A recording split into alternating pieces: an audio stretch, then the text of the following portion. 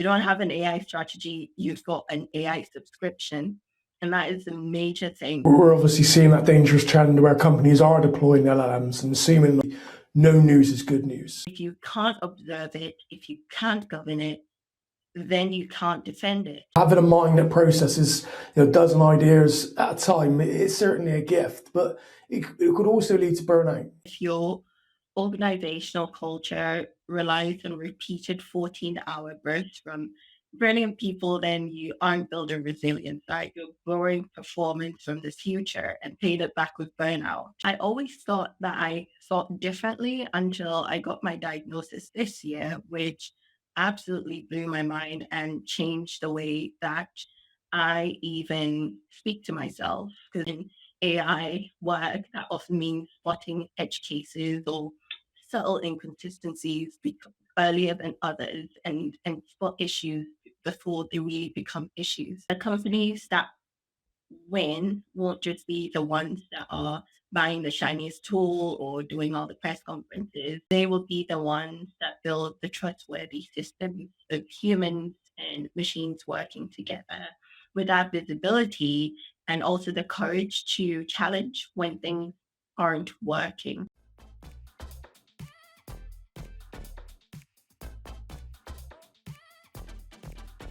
The tech industry is obsessed with building artificial minds, but it's fundamentally failing the human ones.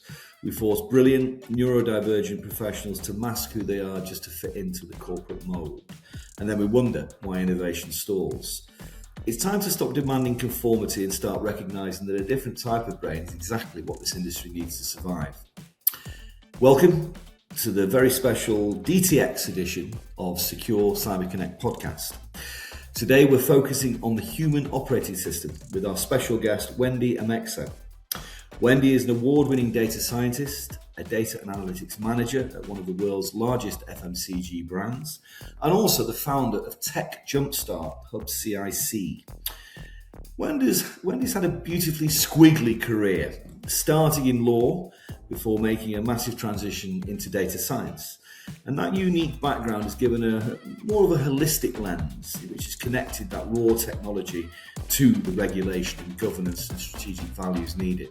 But beyond the data, Wendy has also seemingly combined her tech expertise with a profound passion for mentorship. Through Tech Jumpstart Hub, she's actively tearing down the industry's gates to empower women and young people from underserved communities. Whether she's delivering her keynote on maximising impact or running her masterclass on data skills to excel in the modern workplace, her authentic approach makes her an incredibly relatable and inspiring figure. While she's an absolute expert in building trustworthy AI, she's here today to share a much more personal reality, how her neurodivergence, specifically ADHD, is her ultimate advantage for problem solving in a highly complex industry.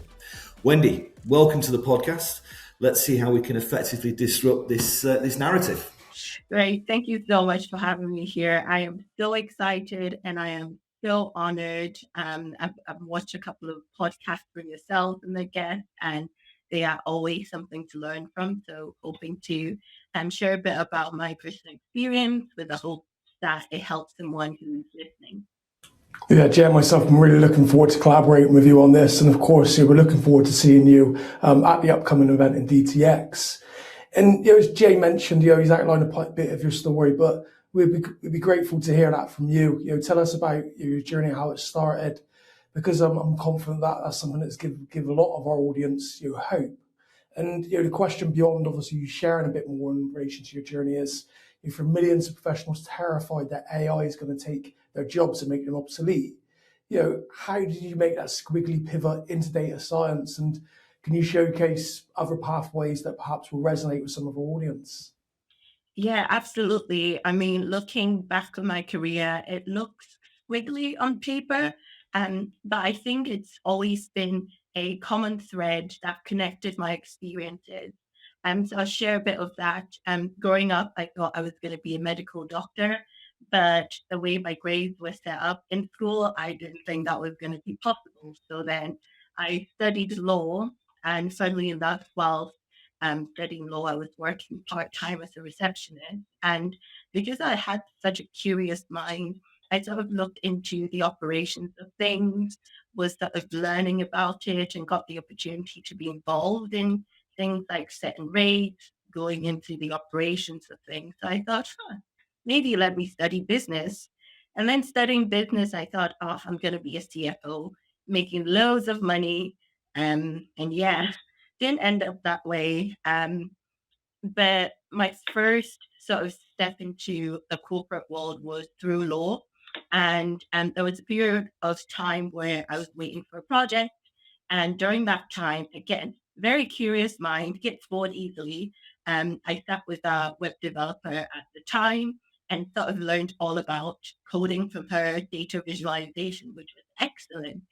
Because when I went into my first project, which was in dispute and litigation, I saw there was a lot of data being exchanged between the parties and the courts, and there were monetary values attached to things. So I thought, well, no one's measuring it. Why don't I just measure it for myself, right? I want to see how many sort of cases I process. And then that sort of blew up. And I found myself working within legal tech. And again, that common thread of just observing patterns led me into the data.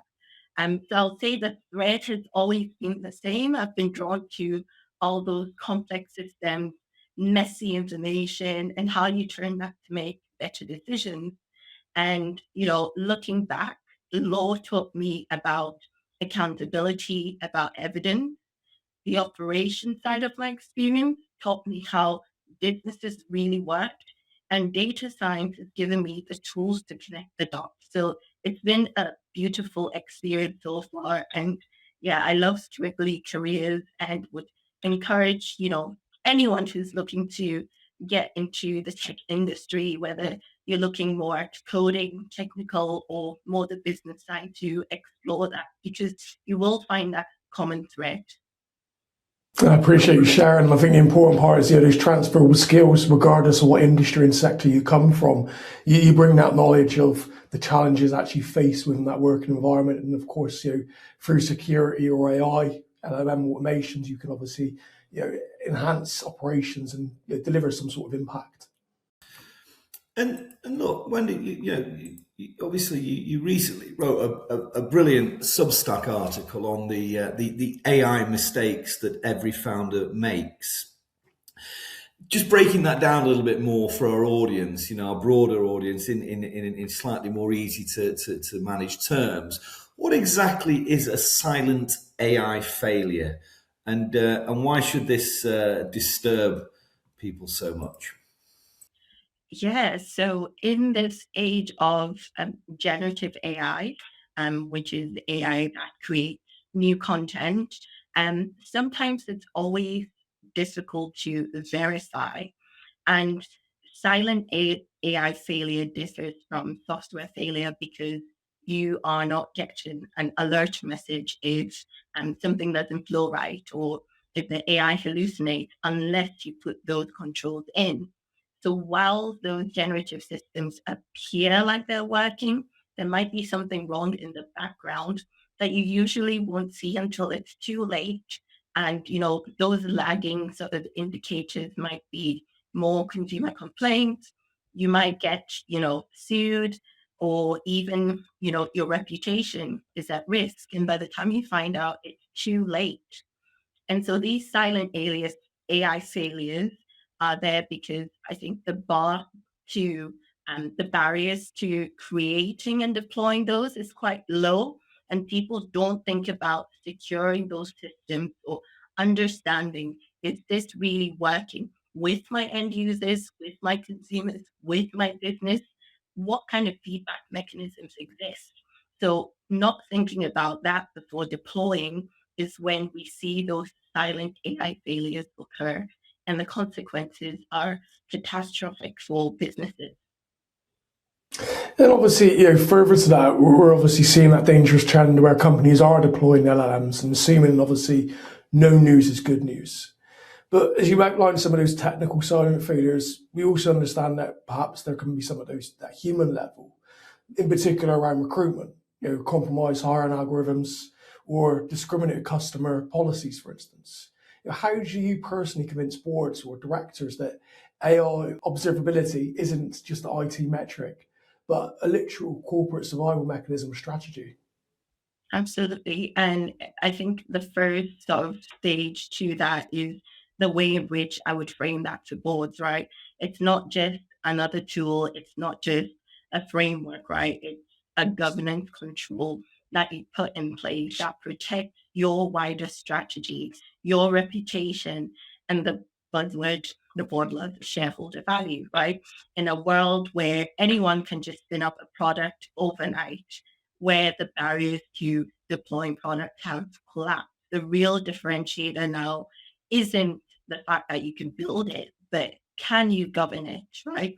If you can't observe it, if you can't govern it, then you can't defend it. And we're seeing a rise in litigations and fines around AI involved incidences, right, where people have relied on the output of AI to make decisions, and that ultimately has caused the reputation to their brands, and obviously the financial implications of those times as well.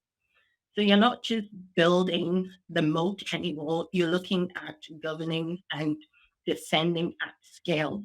It's what gives you the readiness at the regulatory side, but as well helps leadership to understand which AI systems are creating value, which ones are creating risk. And we're not just talking about, is this AI accurate or not? No, we're actually measuring in real life, in interaction with consumers, in our decision making, how does this stand to scrutiny? And very briefly, just on that, why is that important for organisations of all scale?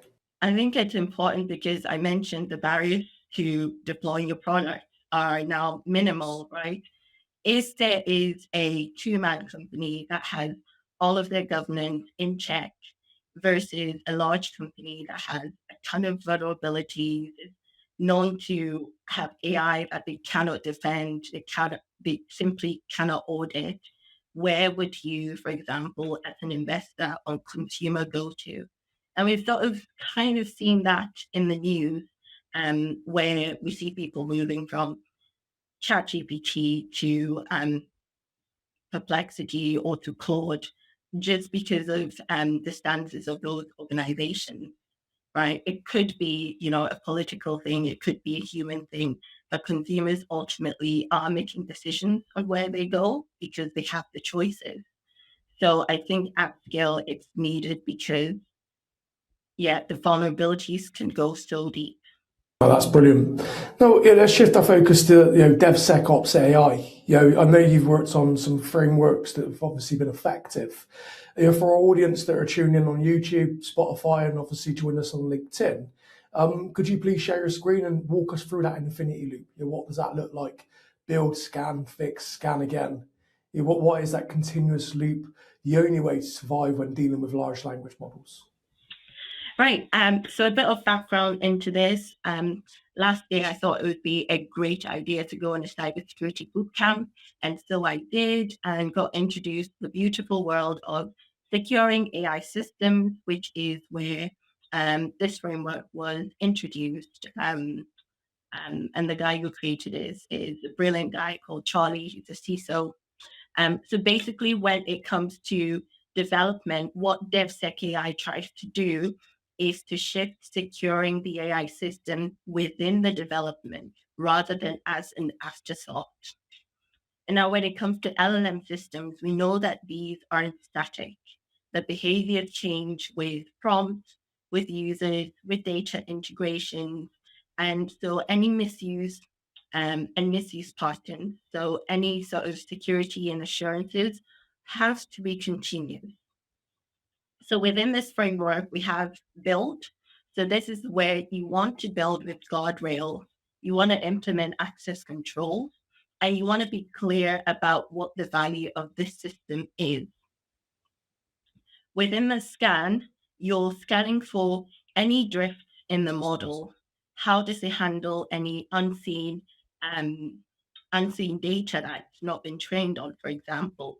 Is it hallucinating? Is there misuse? Is it degrading over time? That is what you're scanning for. And once you've identified those issues, what you want to do is to implement your fixes. So you're fixing your prompts, your controls, your policies, your workflow design, as well as monitoring. And then you want to scan again, because with every fix, there can be a potential issue that arises somewhere else. So we always think that when we build LLMs, that deployment is the finish line. It actually is the start where we need to monitor and we need to learn. So you build, scan, fix, and scan again, because these systems are dynamic, right? The companies that treat AI like static software are the ones that end up debugging a reputation crisis in public. And as big organizations, you cannot afford to do that. Yeah, we've seen instances, for instance, where organisations have deployed chatbots and they've not been monitoring these. The keys have been stolen, and then you see from a monetary standpoint they've been abused by not threat actors but bad actors, for instance. Yeah, absolutely. And, the more I learn about the types of vulnerabilities that come with AI systems, the scary it is to me as someone who builds these systems, right? And it might seem annoying, but within my team, well, we've been building, I've been actively trying to break our product with prompts and with other, types of sort of attacks that it might have. And these attacks don't only come with, stealing data or prompt injection, but they could also come from user behavior, right? What to prevent someone from coordinating a series of coordinated attacks, especially, for example, if you're running an LLM system that does recommendations, right? Someone could hire a group of people, let's flood the feedback portion of a product or a website with negative comment or positive comments or comments that don't make sense. And if your systems are learning from these user inputs, then we have a problem. So it's really important to shift the security within the deployment, but also keep that continuous loop to ensure that any changes that occur are highlighted and fixed at an earlier stage. When look, you've talked about sort of, in terms of the framework, you've talked about diagnosing value leaks. Where are most companies typically bleeding the most money right now? Because they've not implemented, a loop like this. A relatively simple loop from the get go. Yeah, absolutely. I think one of the biggest ones that I've observed now is mistaking activity for impact. Um, a lot of organizations or teams might have a lot of impressive demos that are sat locally on computers, but there isn't really a line of sight as to whether that model is actually achieving any business objectives, right? Is it saving time? Is it improving decision making? Is it protecting a margin? If you're not measuring that, then you're not scaling AI. You're funding an expensive experiment, right? You don't have an AI strategy, you've got an AI subscription. And that is a major thing. Just because a new model comes out doesn't mean it's fit for business purpose, right? What is the exact problem that you're wanting to fix? And that is where the value leap comes in. Absolutely. So let's talk a little bit about the neurodiversity now and how this can be used in a more positive and innovative way. Let's look at the discussions that you've had yourself. You've been very open about having ADHD. We know that there has been more progress made in this space, but the corporate tech world is still adopting some quite antiquated sort of conformist issues. How does your ADHD brain allow you to see, data anomalies or threats, in a different capacity than a typical, if there is such a thing, neurotypical brain? Yeah, that's a great question. I always thought that I thought differently until I got my diagnosis this year, which absolutely blew my mind and changed the way that I even speak to myself, because I've always been hard on myself. But I've always been fortunate to work in teams and environments that support me, and the way in which I work to bring out the best in myself. Now, when we talk about my work and how ADHD fits in, I've always loved spotting patterns in things. And sometimes annoyingly in people, I can tell who someone is just by having a conversation. Um, but like I said, within my Squiggly career, I've always spotted patterns, and that ultimately led me to data. And in data and AI, this really matters because when we're talking about things like assurance or governance or securing AI, you can typically spot these. I can typically spot this during the build work, right? So when I'm with my team, I sort of ask the difficult questions. And I remember asking a question once using my legal lens because though I was the data scientist on that project, I thought, okay, from a legal perspective, what do we need to do to ensure here? And the whole room was silent. And someone had sent me a message like, we've never been asked this before. And I think that's great. And I think if, you know, you've got ADHD or you're neurodiverse, you just have to embrace it. It can be awkward sometimes, but I've sort of challenged myself to feel awkward, right? As many times I can this year, because that's really when you get to understand yourself and people get to understand you. And it's beautiful because in AI work, that often means spotting edge cases or subtle inconsistencies earlier than others and spot issues before they really become issues. I love that. Challenge yourself to be awkward. Certainly a challenge for our audience. Set yourself up to do at least 2 awkward things this month. Absolutely.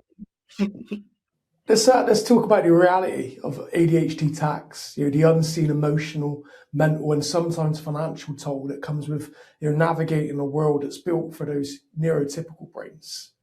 How does that tax manifest in the tech industry, and what can companies in particular do to stop penalising neurodivergent talent, Wendy? Yeah, so ADHD tax, to me, what that sounds like is the cost of trying to perform inside systems designed for neurotypical people. And um, speaking for myself, before I knew I was neurodiverse, I obviously wanted to perform well and to execute tasks, even if that meant spending all day on them. And I think for companies, organizations, for leaders, for managers of people, I think a conversation needs to be had around redesigning work rather than expecting people to master. And that could include things like having clear prioritization of work rather than expecting people to figure things out. Um, and sometimes that also means fewer meetings. For me, I personally send a message out when I have no agendas in the meeting. Can you let me know what the agenda is, what you need from me, what my role in this meeting is going to be? Because that helps me prepare for that meeting and bring my best self to that meeting. And I think another important conversation needs to be made on outcome-based performance measures. What are we measuring in terms of the value of output? Is it the number of hours? Is it the value of the project? How do we measure that? And I think conversations need to be had with people doing the work, people setting the work, and I think the business leaders. Um, so yeah, I think companies really can unlock value when they stop rewarding performance theater and start designing work around how people actually produce the best output. Yeah, absolutely. And look, there's a lot of controversy. It's certainly a hot topic at the moment in terms of HD diagnosis itself. People are self-diagnosing everywhere you look. Certainly, social media has played a big part in this. We know official wait times through NHS are incredibly long and convoluted. So this has led to a huge rise in people really kind of diagnosing their own ADHD. for anyone who's watching, and listening to this episode, who suspects they may be, suffering from ADHD or indeed neurodivergent in any capacity, but doesn't actually have that confirmation, doesn't have that actual medical record confirming it, how should they advocate for themselves in a corporate capacity and in life itself?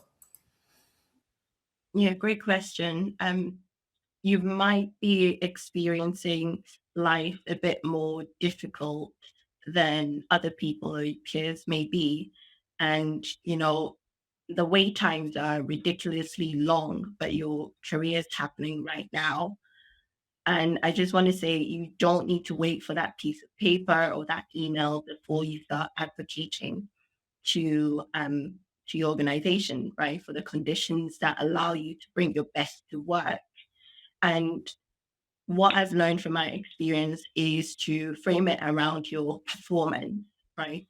To say, here's how I work best, here's what improves the output, and here's where the team gets when, my working environment is structured for me to bring the best of me to the organization and to the team. And I think rather than waiting for a label, really understand yourself. How do you work best? What can others around you do? And also to utilize any employee groups around to learn more about the condition, and even to help with tips on how you can bring yourself to work. So whether that's fewer interruptions, fewer meetings, more written instructions, or even protected focus time, which is an amazing feature on Microsoft Teams, by the way. I think that those are things that you can begin to do. And look, it all comes to being human, right? Being human. We're all human, right? And we're all created differently. We're all amazing in our own ways, and that is understandable. So it it shouldn't be an issue going up to your direct manager or your mentor to say, "Here's what I need. Here's what I think I need." And also, from a data perspective, measure the outcomes. Right? If a change has been made, has that improved your performance? And that could also make the case for that to continue. No, certainly, and we've seen some organisations be proactive. I certainly believe that organisations need to take responsibility. It shouldn't just be on the employees to go out and pull together their own events and fund that in their own time, for instance. And we've seen some examples recently in Yorkshire. Some organisations have just put funds up for their teams, made them aware that there's a pot of money. If there's initiatives that they want to sort of bring into the business, their time is going to be, it's going to be compensated, for instance. Are there any other tips or pointers you'd perhaps give organisations that not only want to attract more diverse workforce, including obviously neurodivergent individuals, but ultimately as well retain them? You mentioned obviously that feedback loop and listening to their teams, getting to understand their challenges and frustrations. But are there any other pointers that you can perhaps give at a high level? Yeah, absolutely. At a high level, sometimes the organization puts the responsibility on the people they're trying to help to lead these initiatives. Sometimes that works well, and sometimes that creates more stress for those groups of people. So I would definitely say to leverage external organizations, could be charities, could be nonprofits, um, reputable external consultants as well. Um, but also, I think creating that space and protecting that time for employees to go out and attend those events or to be able to speak about those topics at work, I think at a very high level, that would be it. Don't put the onus on the groups you're trying to help to solve the problem, but create that space and have resources available that they could use. No, I appreciate you sharing. And I think to add to that as well, social media is a great tool. You don't necessarily have to be on camera. You can write newsletters, you can write articles, you can contribute to other people's posts, and ultimately that help you build a sense of community and confidence in yourself. Yeah, absolutely. If there's one thing that has superpower. It's the sense of community and the sense of belonging. So, guys, anyone watching right now, what's your superpower? Have you pivoted from a non-tech background, or are you navigating tech as a neurodivergent professional? If you are, drop your experiences in the comments right now. We want to read them, and your story might be the exact validation that someone else listening or watching needs today. And when you just talk about the hyperfocus trap, having a mind that processes, a dozen ideas at a time, it's certainly a gift, but it could also lead to burnout. We've seen that throughout the industry. We see that in our personal lives, the people around us, for instance. What are your specific human systems that you've helped to build internally to maintain work-life balance and sustainability for yourself? Great question. Before I answer that, I managed to find a system that works for me through a series of burnout episodes. So hopefully with what I share, if you notice some signs of early burnout, you could implement these. So my mind runs like a million miles an hour. And what I've found is explicitly having stop points during the day, whether it's just to, take a walk or probably just splash some cold water on my face, doing something physically to interrupt your day works. What I've also recently started doing is to tire my body out. So I am at the gym almost every day at 5 a.m. Just to, get my mind sort of not focusing on the mind stuff, but on the body stuff, right? Once you burn through your energy, um, the sort of mind follows in a way. But also understanding that sustainable performance is about designing for repeatability, not to be some sort of hero of the day, right? Because if you're burnt out today, you're not your best self tomorrow. Um, and also, what I found works for me is externalizing priorities. So my brain isn't carrying the workload. So I've got like three different notebooks that I write in for three different sort of use cases. I've got notepads with stickies that I stick on my computer to remind me of one thing I need to do today or two people I need to speak to today. And it's trying to take that out from my brain into a physical item that I can see. And I can say, right, I've done that, cross that out, and that's out of my brain. So hopefully that helps someone out there. That's what I found worked for me. And hopefully someone tries it and it works for them. And flipping that onto from a I guess the corporate side, we know that there's a hyper focus that comes with all of this, as we've touched on already, and we've also talked previously on other episodes about how when companies do understand this and can then exploit it in terms of neurodivergent employees, they'll then look to really, as can often be the way, really push on it and praise people for pulling 14 15-hour coding sessions until they're absolutely on the floor. How do we build those corporate cultures that protect neurodivergent individuals from their own drive, their own energy, rather than just looking at it and thinking, great, we can exploit this for our own gains? Yeah, if your organizational culture relies on repeated 14-hour bursts from brilliant people, then you aren't building resilience, right? You're borrowing performance from the future and paid it back with burnout. And that is not ideal. An organization is made of people, right? And like you said before, we're all human. And something that my head of department does so well whenever we have to connect is he asks, how's work-life balance? And that's such a loaded question, but then that sort of disarms you and you think, actually, how is my work-life balance?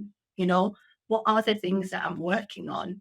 And I think one thing that organizations can do is, um, I guess, create a criteria where you're not just looking at your performance, but how are you building the people around you, right? And that's how can you help them not work 14 hours, right? And being able to document that and reward that could be a first step. And I think that we need to stop confusing overexertion with excellence. It just, no. In tech right now, we have tools that can spin up products within 2 minutes with just one prompt, right? So the days and times of working long hours should be over. If your people are working very long hours with the tools that you have, then yeah, we do have to talk because yeah, that's just not right. Yes, it's frustrating when we hear, startup culture or we're a large enterprise, people should be lucky to work here. It's always an excuse. And Wendy, of course, you talk about surviving these systematic barriers and failures. It's one thing, but you've actually gone for it and you've pulled the ladder down for others. You found a tech jumpstart hub CIC.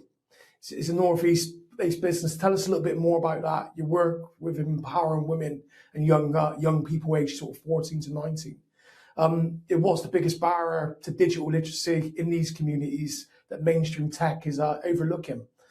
Yeah, definitely. From when I started out my career with a transition into tech from law, I found a lot of people asking me questions. In fact, I had this one lady from Kenya send me a LinkedIn request asking for some mentorship. And throughout these series of conversations with these brilliant people, what I found was that the biggest barrier isn't the talent, it's proximity. If no one around you works in tech, if you don't even know what's available, it sometimes can feel like a private members club rather than an industry that is accessible to you. And I think people confuse tech also as an industry, but it is an enabler for many industries. And that's why I set up Tech Jumpstart Hub CIC, because community matters so much. When people see someone like them in rooms doing amazing things, they can also see themselves in those rooms. And we've hosted workshops at the city library with so many curious and talented people who just, we go from here's the theme of the day, here's what we're going to work on, and just to see the things that they produce, even the way that they prompt on ChatGPT, the questions they ask, it's just amazing to see. And that just shows you they just need someone to show them what's possible. And they are brilliant. They've got their own ideas, what they want to achieve. It's just having that proximity to know that, yes, this is possible. And in terms of the masterclasses that you typically run on maximising impact and finding your space to add value, we know that many individuals from the communities that suffer the most from the classic imposter syndrome and other potential concerns they may have, because as you say, tech maybe not as much as it did, but certainly has historically felt so elitist. When you're mentoring a young woman, for example, who feels like she doesn't fit the mold of a typical tech bro, how do you actually help that individual break through her own misgivings and that psychological barrier to enable the success for her? I believe that imposter syndrome shrinks when the value becomes visible. So rather than the conversation being around, do I sit in? It's about what value am I bringing in this room? And I find that a lot of the women that I speak to have a confidence issue. And I always tell them the one way to overcome that is to strengthen that muscle. Do it again, repeat, repeat, repeat until you're an expert. And it's like what I said earlier, it's feel awkward enough times until you don't feel awkward anymore. And sometimes imposter syndrome could be a signal that you really need to refine your craft, understand what you're doing properly, speak to the right people, upskill yourself in a specific area. And then once you put yourself out there, and you get that feedback and you close that feedback loop that helps you out. And another question I ask the ladies is, what do you want? Right? What is your why? Why are you working? What does working allow you to do? Right? Is it to be able to afford holidays with your family? Is it to be able to go on those kids' trips that you never had as a kid? What is your why? And connect it to that, because you're bringing the human in. And for all you know, those tech bros also have a why and they're confident in it. And they've gone out there, felt awkward enough time, and they appear confident on the outside. And so that is what we focus on. What is your value? Strengthen that muscle of awkwardness, get that feedback, but also understand what your why is. Yeah, no, great advice. And look, let's talk a little bit about DTX. You yourself will be joining us at DTX this year. You know, huge tech events such as this can often be amazing, but as we've talked before, and you know, as many people will testify, they can more often than not also be notoriously overwhelming sensory environments where people can find them, you know, very difficult to deal with, certainly for a full day or several days at a time. How do neurodivergent professionals, you know, navigate these spaces the most successfully? Why is it, you know, so important that these diverse minds are physically present in the room where the future of tech's being decided? You know, how do we find that balance? Yeah, as you were asking that questions, I just thought back to the time I was in Stockholm for a Microsoft Fabric conference, and it felt like a sensory DDoS attack. Um, I found myself wandering into the main exhibition hall for a couple of minutes and going back to the seating area for a bit of peace and quiet, and then going back in. Um,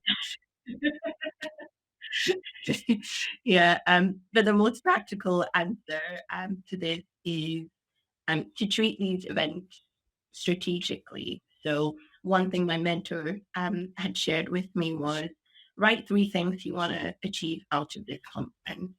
And I'll build on that to say, define what your priorities are for attending these conferences or meetings.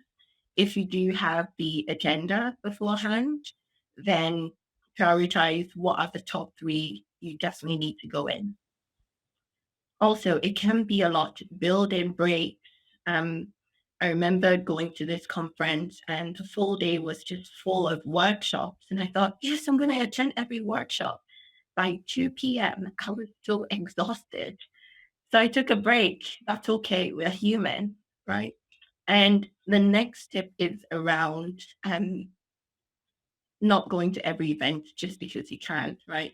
You can't be everywhere, right? Prioritize perhaps each quarter or each year, depending on the availability, you know, what events do you go to? So treat them strategically in terms of which events am I going to? Who do I need to speak to? What am I going to learn? And that will help you. And also schedule in breaks. But in terms of neurodiverse minds being in the room, it's important because if only one type of mind is shaping the future for tech, then what kind of future are we building? Right? If you're neurodiverse, if you're neurotypical, be in the room, because it's all about shaping conversations and creating a world in which we all can live in. And that's the beautiful things about events like DTX, right? You get to meet loads of people, you get to have brilliant conversations, and the connections you make afterwards are so beautiful. And I've made so many connections from events as well. I think to add to that as well, I know the DTX in London in particular, they had 2 sensory rooms, and I know obviously you're going to be emulating that in Manchester. So, you know, to our audience, of course, that are looking and perhaps on the fence, there are safe environments. I know, of course, Wendy's going to be there for the 2 days. I'll be there, and there are also other communities. So, if anyone is feeling a bit overwhelmed or just wants a quiet air to have a conversation, and feeling lonely, you feel free to come up to any of us, of course. But Wendy, you spoke to a lot of founders, enterprise leaders. If they can take one actionable thing away from the conversations that regarding how AI is built and how we build our teams, what would that be? My number one advice would be to treat AI and your people as one system. And it's the companies that win won't just be the ones that are buying the shiniest tool or doing all the press conferences. They will be the ones that build the trustworthy systems of humans and machines working together with that visibility and also the courage to challenge when things aren't working. That's brilliant. And briefly, could you tell us? Obviously, you're going to be speaking on stage at DTX. What's your talk or your panel regarding? So we're talking about how you don't have a data strategy problem, you have a people problem. So excited to join the other panelists sharing our thoughts on that. And within the big bad world of AI, I think people are at the core of it, and how we can establish that trust and that eagerness to not just use AI, but also to challenge it is something I'm looking forward to. No, that's brilliant. And Jay, from your perspective, Mancunian, I know you love DTX. What really stands out for you in past events, and what are you looking forward to? Yeah, I think DTX is always, an exciting event. We've been privileged enough to be partners with them now since the Manchester event last year, and also in London. It's a great mix. I think some of the most, exciting talks and obviously panel events come at DTX really above many of the other events. So yeah, we're excited to be moderators ourselves, and looking forward to meeting up with some old faces and obviously people we've dealt with online but not had the pleasure of meeting in person. So yeah, an exciting time. Can't wait. That's brilliant. And to our audience, if Wendy's changed the way that you view AI, neurodiversity, and your own career pathway, be sure to hit the like button. It tells the algorithm that we're stopping to talk about tools and vendors and starting to talk more about the human beings running them. And obviously, be sure to check the show notes and description for your free ticket to join us at DTX Manchester on the 29th and 30th of April. And Wendy, over to you again. Can you tell us a little bit more about your core mission and what the future holds for you and the team? Yeah, my core mission is to leave people and systems better than I found them, whether that means helping my organization build AI that they can trust and defend, or if that means helping people so that they can see that they belong in rooms that they thought weren't for them. That is my core mission. And I don't know what the future holds, but yeah, I'm looking forward to all the wonderful things that I get up to, and also the people that I help in the process. And just one last question, to our audience that are listening, organizations, how can they help you? Yeah, if people want to keep the conversation going, especially with the nonprofit work I'm doing with Tech Jumpstart Help CIC, they can give us a follow on LinkedIn and Facebook. We are also on the lookout for mentors for a mentoring program we're working on, just to help people see what is out there within tech and to break down any sort of myths around technology. We will also be posting some master classes on our platforms. So if people can spread out the words, that would be amazing. Well, look, Wendy, thank you so much. It's been great to talk with you today. If for any of our audience who want to support sort of Tech Jumpstart Hub, and maybe or read your Substack or attend any of your upcoming sort of data skills masterclasses, where's the best place to find you? LinkedIn. You can find me on LinkedIn. Always LinkedIn. Yes, Wendy Amexo, and on my profile you find the link to my Substack. We've also got a LinkedIn page for Tech Jumpstart Help CIC, as well as a Facebook and Instagram page. Well, listen, thank you so much. Great conversation. Lots of really, really good insight, and we appreciate you sharing and being so open. We know that our audience will have appreciated that how you've highlighted how important it is to have these different backgrounds and minds within the industry. So yeah, a great job. Thank you so much. Great job, everybody. Thank you.